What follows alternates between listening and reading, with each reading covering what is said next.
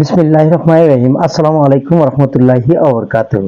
আজকে আমি আপনাদের সাথে দুটি কাজের কথা শেয়ার করব, এই জন্য আজকে এই ভিডিওটি করা। তো দুটি কাজ কি কি? প্রথমটা হচ্ছে গতানুগতিক, দ্বিতীয়টা হচ্ছে যুগোপযোগী। গতানুগতিক কাজ কোনটা? যে কাজ আমরা সারাদিন করার পর সন্ধ্যায় আমাদের পকেটে টাকা আসে, সেটা হচ্ছে গতানুগতিক কাজ। এটা যেই কোনো কাজ হতে পারে, যে কাজ করলে আমরা সারা দিন কাজ করলাম, সন্ধ্যাবেলায় টাকা পেলাম, এটা হচ্ছে গতানুগতিক কাজ। আর এই কাজটা করলে পরিবার থেকে সমর্থন পাওয়া যায়, সাপোর্ট পাওয়া যায়। কারণ কি? কারণ হচ্ছে সন্ধ্যাবেলায় আমরা টাকা খরচ করে ফ্যামিলির জন্য কিছু না কিছু নিয়ে যেতে পারি, এই কারণে পরিবার থেকে আমরা সাপোর্টটা পেয়ে থাকি। আরেকটা হচ্ছে যুগোপযোগী কাজ। যুগোপযোগী কাজ বলতে, যেমন ধরেন যারা কন্টেন্ট ক্রিয়েটর, যারা ডিজিটাল ক্রিয়েটর, যারা ব্লগার,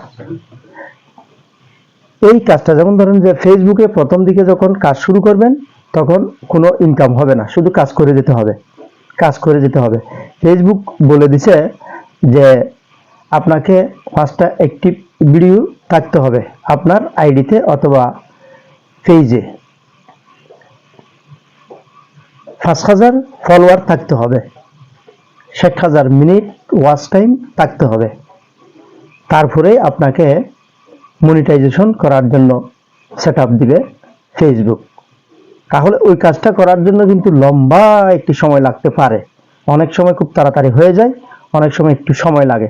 যাদের ভিডিও ভালো মানুষ দেখে তাদের খুব তাড়াতাড়ি হয়ে যায়, আর যাদের ভিডিও মানুষ কম দেখে তাদের একটু দেরিতে হয়। দেরিটা কতদিন হতে পারে? অনেক সময় 1 বছরও লেগে যায়। ততদিন পর্যন্ত কি হয়? পরিবার হতাশ হয়ে যায়, পরিবার থেকে বাধা আসে। বাধাটা কেমন? কি কাজ শুরু করছো তুমি, তোমার তো কোনো উন্নতি দেখতেছি না, এবং ব্যয় হয় প্রতিদিন 100 টাকা 200 টাকা ব্যয় হয়। ব্যয়টা কেমন? ভিডিও, আমরা যখন ভিডিও করতে যাই তখন আমাদের কি হয়?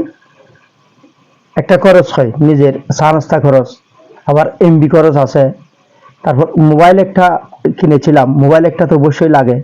প্রথম দিকে কাজ শুরু করলে, কাজ করতে গেলে মোবাইল দিয়ে করা যায়। তো একটা মোবাইল তো এখন বর্তমান ন্যূনতম নিতে গেলে আমাদের এটা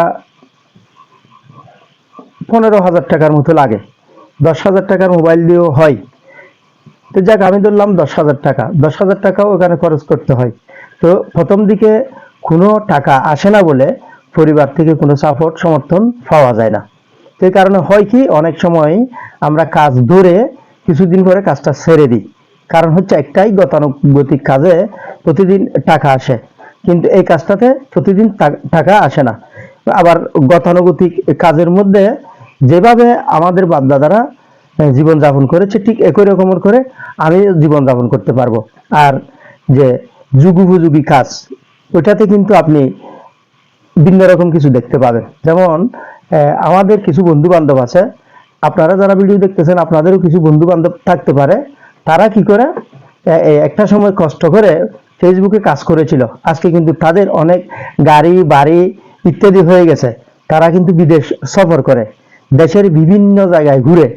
এটা কিন্তু সম্ভব হয়েছে যুগোপযোগী কাজ করার কারণে। ধৈর্য ধরেছে, কঠোর পরিশ্রম করেছে। আমি নাম বলতেছি না, আপনারা অনেককে দেখতেছেন এরকম, ইউটিউবার বলেন, ব্লগার বলেন, ফেসবুকে যারা কাজ করেছে, ফেসবুকিং করেছে, এগুলিকে বলা হয় মূলত ডিজিটাল ক্রিয়েটর, কন্টেন্ট ক্রিয়েটর, এই এদেরকেই বলা হয়।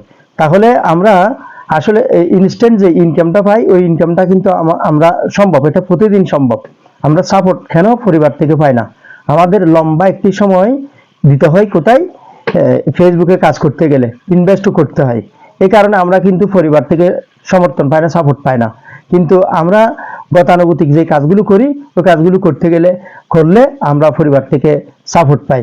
তাহলে এখন একান্ত আপনারই চিন্তা, আপনারই সিদ্ধান্ত, আপনি নিজেই সিদ্ধান্ত নিতে পারবেন যে আপনি কি গতানুগতিক কাজ করবেন নাকি আপনি যুগোপযোগী কাজ করবেন। একটা হচ্ছে ট্রেডিশনাল, আর একটা হচ্ছে ডিজিটাল।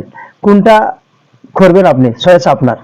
তো আমাকে যদি আপনি জিজ্ঞেস করেন, আমি বলবো আমি সব সময় আমি যুগ উপযোগীটাই করি, আমার এটা ভালো লাগে, আর ওইখানে অনেক মজাও লাগে। আপনি একটা বিষয় চিন্তা করলে দেখবেন একটু, এটা হচ্ছে যারা ডিজিটাল ক্রিয়েটর তাদেরকে কিন্তু অনেকে চিনে কিন্তু তাদেরকে, তাদের অনেক ভালোবাসার মানুষ একটা সময় তৈরি হয়ে যায়। আর ওই কাজটার মধ্যে কিছু বন্ধু বান্ধব তৈরি হয়, কিন্তু তাদেরকে অনেক জায়গায়, বাংলাদেশের বিভিন্ন জায়গায় চিনে না।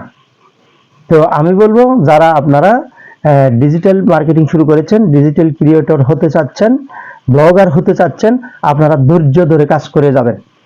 পরিবার থেকে বাধা আসবে, আপনি পরিবারকে একটু বুঝাতে চেষ্টা করেন, যেমন মা বাবা, বড় ভাই, তাদেরকে একটু বুঝাতে চেষ্টা করেন।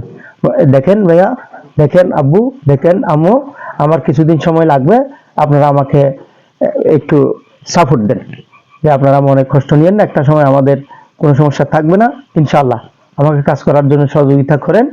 এইভাবে করে তাদের কাছ থেকে সময়টা নিতে পারেন। তো হতাশ হয়ে গেলে হবে না, এখানেও পরিশ্রম আছে, পরিশ্রম করে যেতে হবে। রোদ বৃষ্টি যে কোনো সময় আপনাকে ভিডিও তৈরি করে যেতে হবে, তখনই কিন্তু আপনার সফলতা আসবে। আমি আগেও বলেছি, এখনো বলছি, ফেসবুক কারোর সাথে কখনো বেইমানি করে নাই, ফেসবুক কারোর সাথে কখনো মিথ্যা প্রলোভন দেখায় নাই। ফেসবুক আপনাকে টাকা দিবেই। আপনি সব সময় ফেসবুকের সাথে যদি কাজ করে থাকেন, লেগে থাকেন, কাজ করতে চান, তাহলে লেগে থাকেন, কাজ করে যান। কতগুলো কন্ডিশন রয়েছে তাদের, ও কন্ডিশনগুলো মেনে চলতে হবে, তাদের ক্রাইটেরিয়ার বাইরে কিছু করা যাবে না। তো সব মিলিয়ে আজকের ভিডিওটা এই মেসেজটা দেওয়ার জন্যই আমি শুট করেছি। আপনাদের কার কেমন লেগেছে কমেন্টের মাধ্যমে জানিয়ে দিবেন। আমি চেষ্টা করব আপনাদেরকে ভালো ভালো ভিডিও উপহার দিতে। দেশ বিদেশ দূর দূরান্তে যেখান থেকে আমার ভিডিও দেখছেন, সবার উত্তর উন্নতি, উজ্জ্বল ভবিষ্যৎ, সর্বোপরি আপনাদের সুস্থতা কামনা করে বিদায় নিচ্ছি। আমি মোহাম্মদ ফরিদুল ইসলাম, আপনাদের ফরিদ ভাই। আসসালামু আলাইকুম, আল্লাহ হাফেজ।